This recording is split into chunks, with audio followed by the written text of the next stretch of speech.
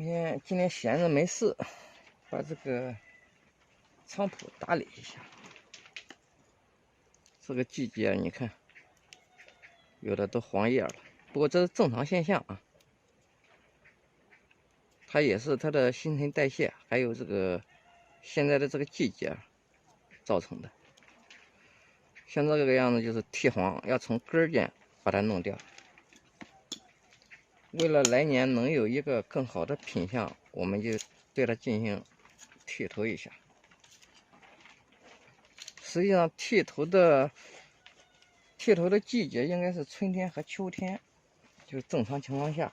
因为我这是在棚里面嘛，现在剃头也没关系。现在剃头它发芽要比那个室外的或者是室内的要早得多。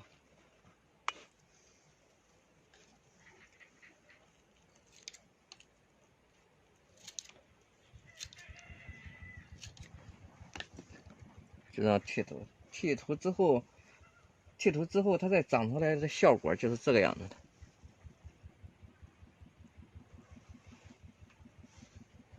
特别密，特别细，而且短。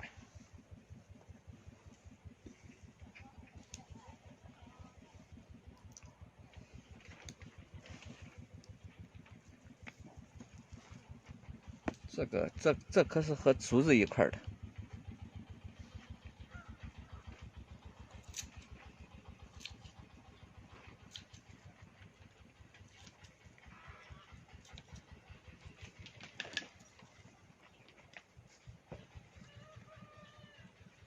剃完头之后，把它打理干净，这里面的黄叶剃干净。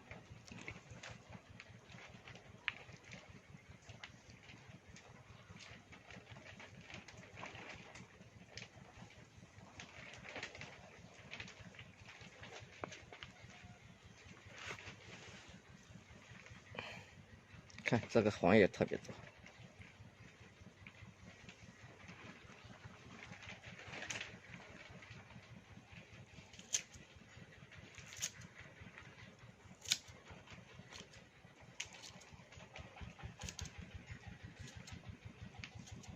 菖蒲啊，它这一年四季就是2个操作，一个是剃头，剃2次头，春天剃1次，秋天剃1次，然后就是不断的剃黄。有的说我的菖蒲怎么黄叶？黄叶是正常的啊，这是新陈代谢。你要把黄叶摘掉就行。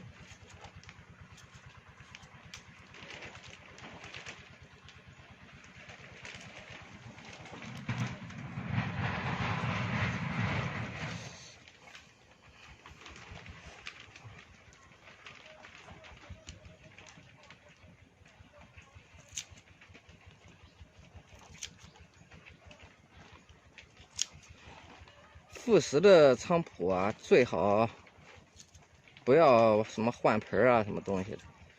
这个东西长得越久、越密、越细，品相越好。你如果一分盆的话，它会长的叶子特别宽、特别壮，那品相就不好看了。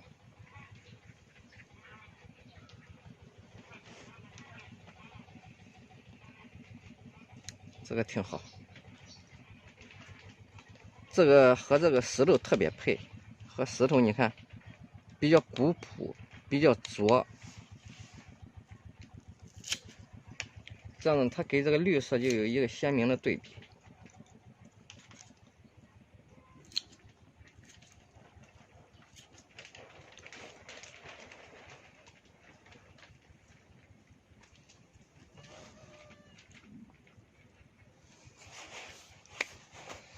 OK， 今天就到这儿，下期见。